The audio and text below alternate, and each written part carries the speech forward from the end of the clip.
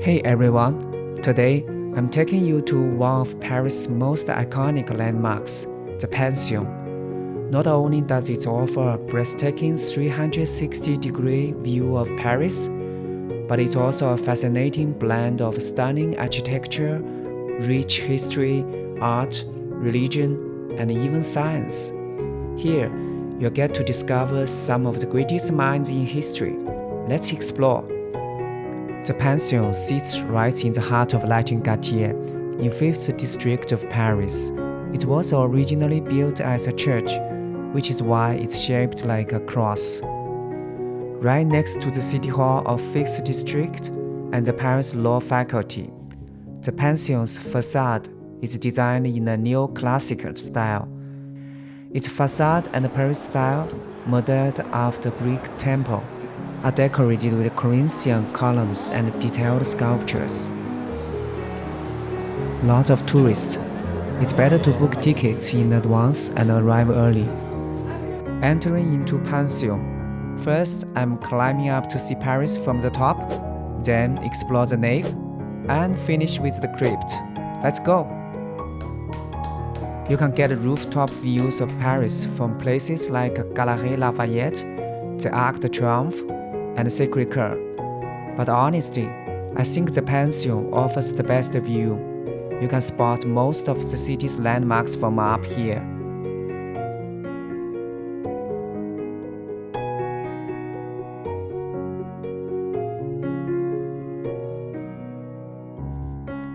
Let's take a closer look now.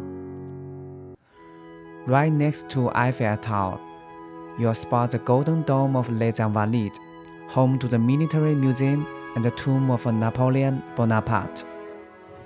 La Défense on the horizon is the major business district from 1790 to 1889. Before the Eiffel Tower was built, the Pantheon was the highest building in Paris. La Madeleine Church served as a burial site for the French royal family.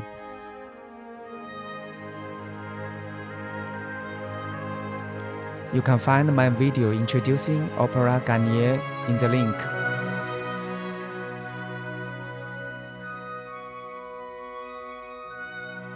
Up on Montmartre, there's a stunning Sacré-Cœur Basilica dedicated to the Sacred Heart of Jesus. The Sainte-Chapelle is a royal chapel, was specially built to house Christian artifacts like the Crown of Thorns.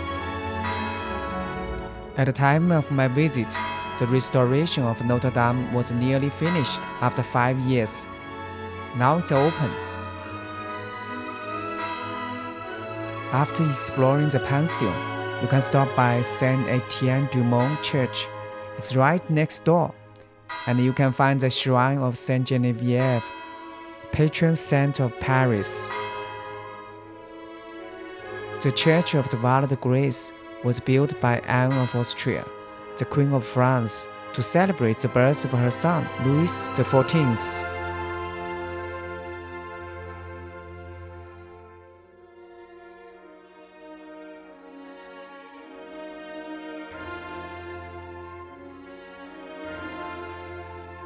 On the way down to the Nave, you can make a quick stop at the terrace to enjoy the view. The Pantheon was built because of a miraculous event linked to King Louis XV. In 1744, during the War of the Austrian Succession, Louis XV fell gravely ill with smallpox and invoked the protection of Saint Geneviève. The king miraculously recovered a few days after the invocation. The king went on a pilgrimage to the abbey in Saint Geneviève Mountain. He promised the monks to reconstruct their ancient church. The king chose Jacques-Germain Soufflot, a young and relatively unknown architect, to design the Church of Saint Geneviève. Soufflot created a Greek cross plan topped with a triple dome. In the center of the nave, a brass ball hangs from the dome, swaying gently. This is the famous Foucault pendulum. In 1851, French physicist Léon Foucault invited the public to witness a groundbreaking experiment, proof that the Earth rotates. With permission from Louis Napoleon Bonaparte, Foucault suspended a 28-kilo brass and lead sphere from a wire beneath the dome of a Pantheon. Beneath it, sand captured the pendulum's path. It is thus sure the ground is in movement. The experiment amazed the public and was a huge success.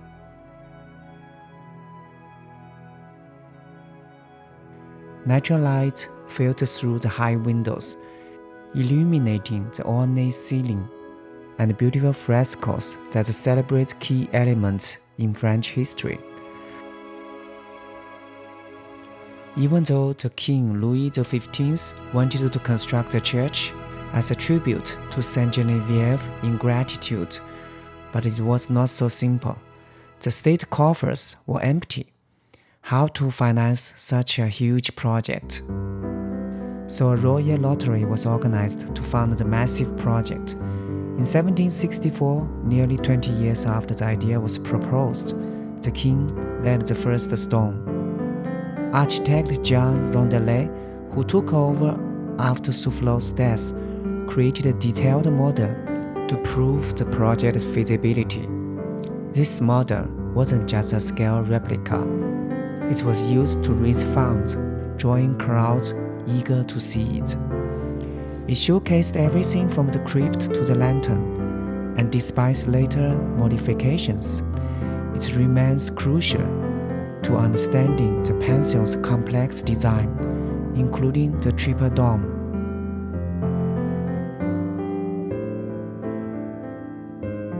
Beneath the dome, a large stone sculpture known as the National Convention stands prominently.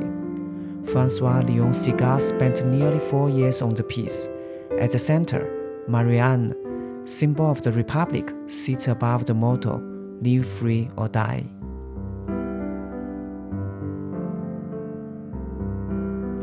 Two leading philosophers of the Enlightenment are honored in the Pantheon, Voltaire and Rousseau.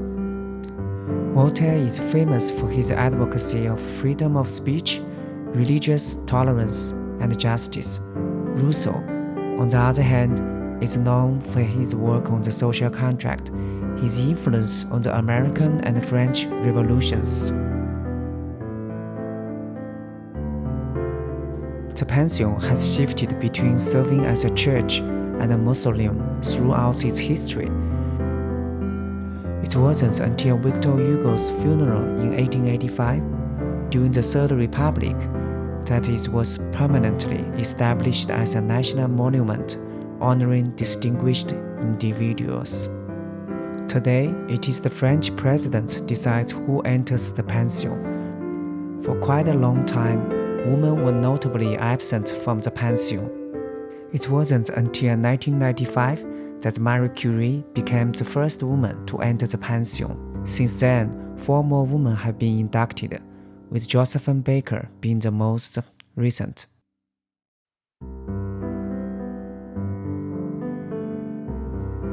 Plan to spend 1 to 2 hours in Pantheon. After visiting Pantheon, you can either visit the nearby Saint Etienne du Mont Church or take a stroll to the Luxembourg Garden. When hunger strikes, treat yourself to sweet crepes at a cozy creperie just around the corner. They make really delicious food.